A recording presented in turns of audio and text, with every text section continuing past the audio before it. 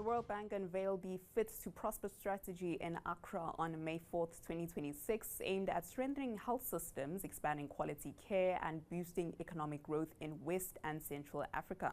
CNBC Africa's David Alabi spoke with Njide Ndili, president of the Healthcare Federation of Nigeria, about the implementation of the World Bank's new healthcare strategy.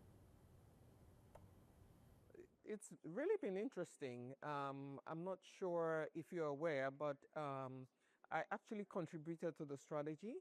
At the time that the strategy was being formulated by the World Bank, they brought together about 12 of us who were experts or specialists from different countries, West and Central Africa, to test this strategy and whether it makes sense for our country. So I'm very excited.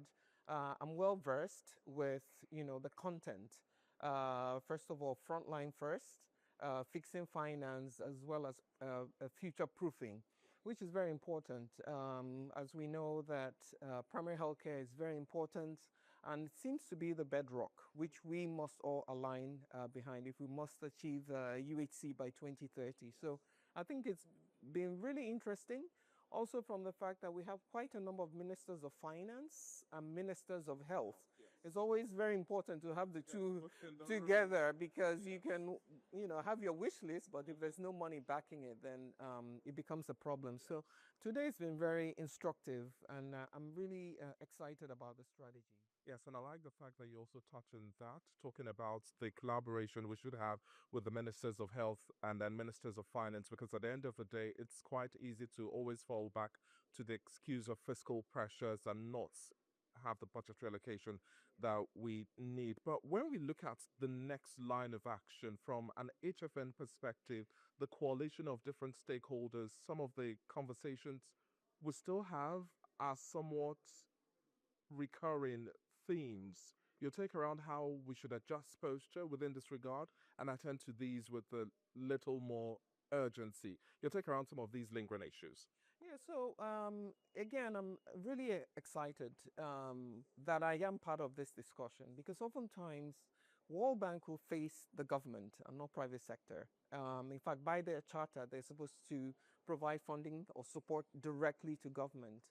And there's continued engagement now, even in Nigeria, especially from the Minister of Coordinating Minister of Health, Minister Pate, to deliberately bring private sector into the discussion. So for me, I see the role private sector has to play because this implementation is not just government alone.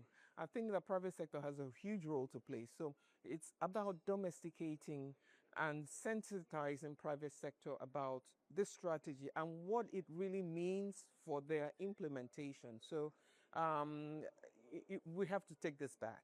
We have to define how private sector can support this strategy. So I'm really excited to take this back. I'm glad I'm here. I've already started disseminating some of the points that have been highlighted to our community within Healthcare Federation of Nigeria. But what would success look like for you from being an integral part of this formulation of strategy? And then when we also talk about your portfolio, our farm access to, for example, now we're looking at data, we're looking at financing here, we're looking at digitalizing care, talking about bringing it to the very last mile. We have a lot of hurdles to still cross within this regard. So how do you expect the implementation to unfold? And then what would be the measurement of success? Okay, so for me, I sit at a very important intersection. From the pharmacist perspective, I'm an implementer, and we've had experience of supporting government for many, many years. So we can actually put our hands and get our hands dirty in implementation, testing some of these strategies. We support quite a number of states. We support the federal government. We support the National Health Insurance Authority in Nigeria. So we can actually take some of the ideas that are in this strategy and try to, implement them in some of our programs. But that's one side of it. But at the same time, bringing it into the coalition of private sector providers, we can then extend. So, I'm really at the point of intersection, bringing together government and private sector. From my own experience and my own implementation as a developmental partner to the government, I think I sit at a very important role. But for me, success is more people accessing care, really. Accessing good quality care. So you have the demand side, the supply side. How do we ensure that those, especially the most vulnerable, are able to walk into a clinic, a primary healthcare center? It's functional. They have the right staff, the right medication, and the right systems to be able to take care of their ailments. At the same time, being able to, not worry about paying. And the quality of care is good. So for us, it's about access. It's about the quality of care. It's about the number of people that are covered on our journey to universal health coverage. So that for me is success, and I'm hoping it happens sooner rather than later. 4 years to the universal health coverage targets, quite a short timeline. But the biggest feedback from stakeholders, once again, at HFN, private sector, what would you say are some of those feedback that you think the government should also work with in terms of recommendations, waivers, incentives? How do we drive the whole agenda around local production, manufacturing from our essentials to API? What should be the next catalyst? So it's all about policy alignment. Policy alignment. How do we ensure that government is creating policies that enable the private sector to thrive? We've been talking about local production, but then, we have high taxes on importation of API and so on. We, as you know, HFN lobbied in collaboration with PVAC to get the waiver. So these are some of the policy alignments that we need.